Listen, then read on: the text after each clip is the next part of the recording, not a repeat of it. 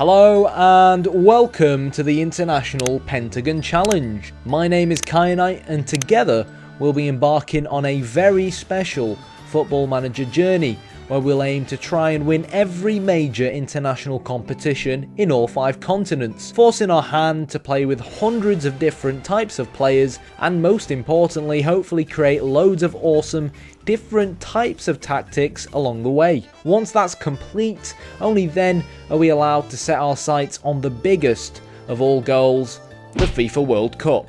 How many nations will we have to manage until we work our way to the top?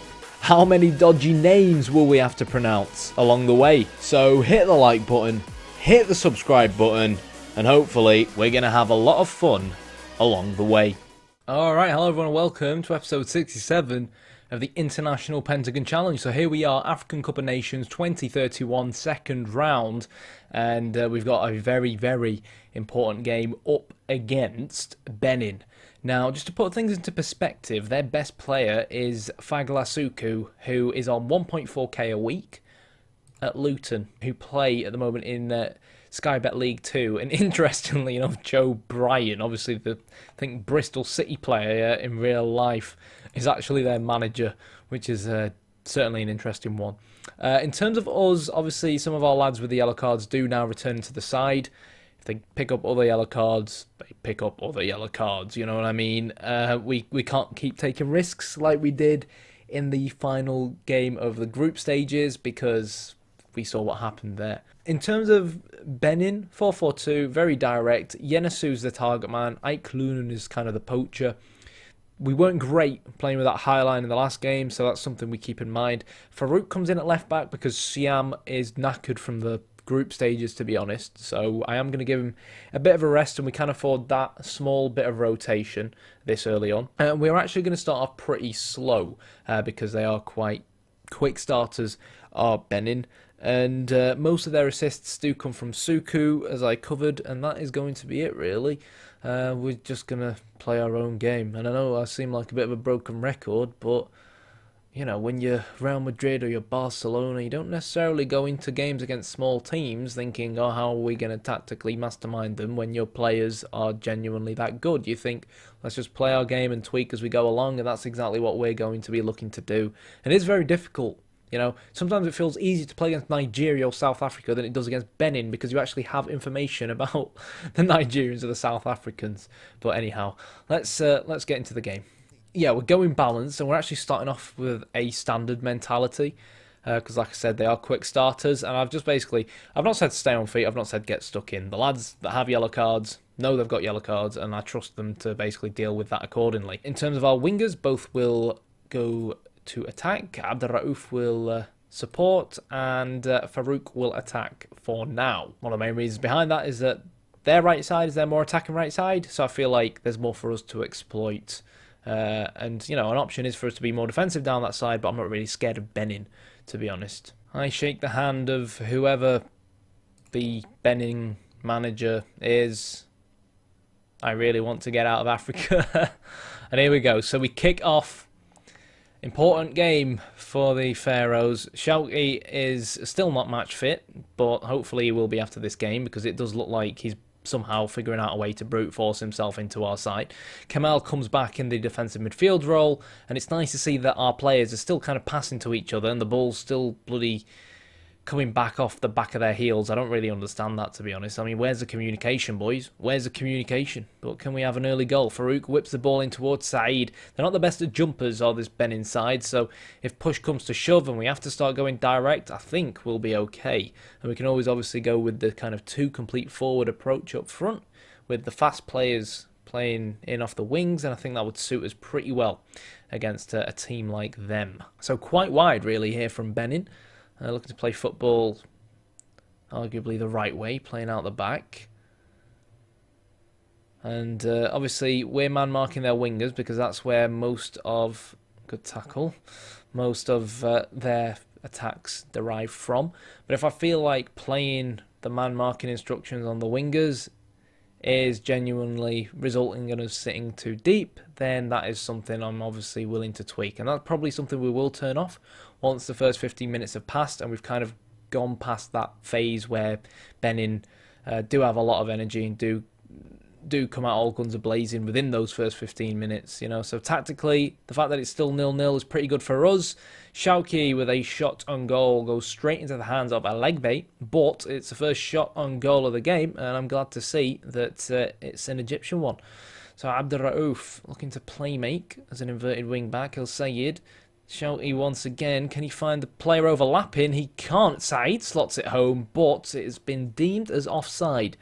And I really would like to see that again. I'm not going to go back and see it again, but I don't know. It kind of looked okay to me, but I think watching it back, I think it may very well have been the right call.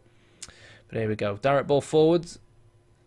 Simple heading practice really for Khalifa. Schalke to Ramsey, who obviously should have loads of energy and loads of pace to burn because he rested the previous match. And I know it does seem harsh.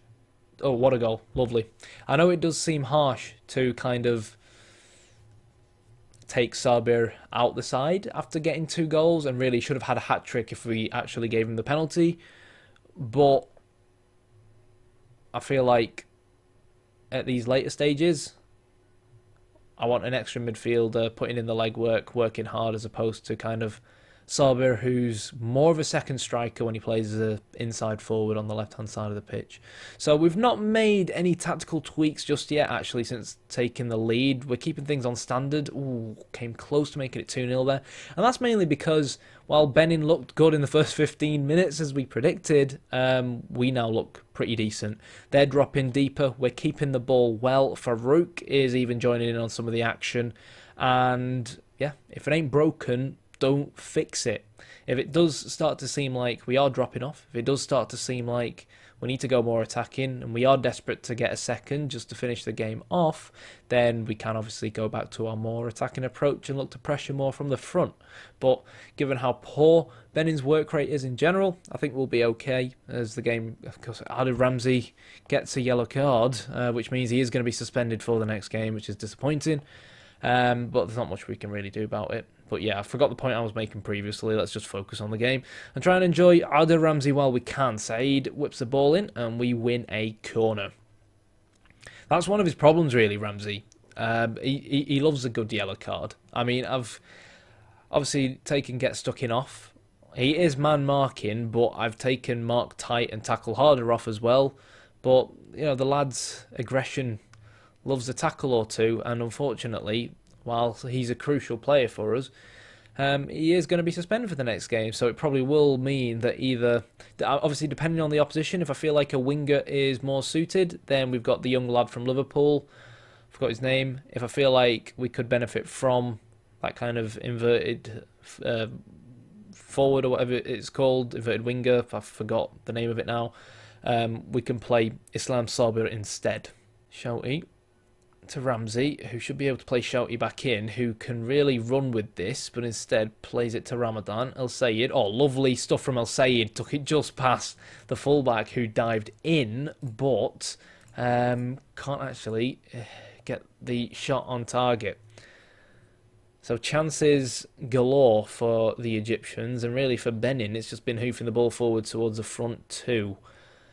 If we can go in at half-time 2-0 up, I think that's when the yellow heads start to drop and when kind of our nerves begin to settle as well, because as long as we're only 1-0 up, it'll always feel like Benin could still kind of spring a counter-attack up from somewhere.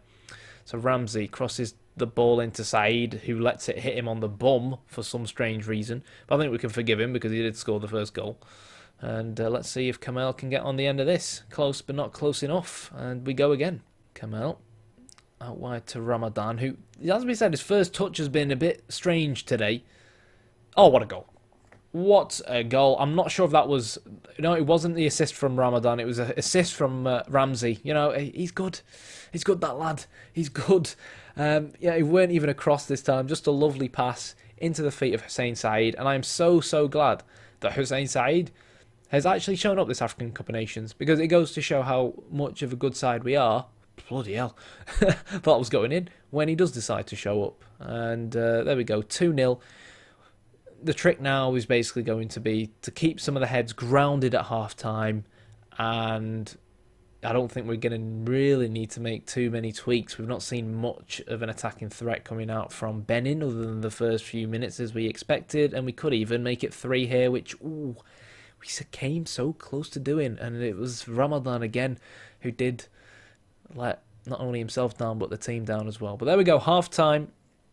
Let's get tweaking, and obviously we've got people like Farouk, the fullback, who doesn't necessarily need to be on attack. You know, tone him down to support. Let's solidify things up going into this second half to prevent this direct counter attack like this. And hopefully, if we don't score a third in the second half, that really should have been the third there. We don't concede any. Okay, so we've told the lads not to get complacent. Hussein Saeed doesn't seem too pleased about it, but to be fair, he can do one. As discussed, Farouk can now go on to support. I think we can make the odd change or two. We'll go to more of a control mentality. We can look to drop our tempo down a little bit and tell the lads to be a little bit more disciplined. And that really should leave us fine in terms of looking to hold on to ball possession. In terms of making the odd substitution here and there, I don't really necessarily feel... I'm not quite sure why Ramadan has a 7.4. I don't really feel like we need to bring on anyone different at the moment, so we'll leave it the way it is.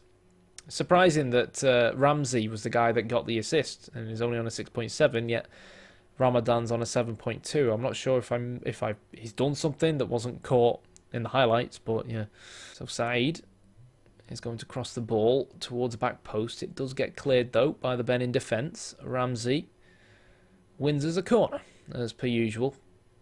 I just wish we had slightly better players to really take advantage of the sheer number of corners we have in this continent. So can we beat Abesu to the ball? Who is that actually running it? Is that El Sayed? It is, but oh my god. Oh!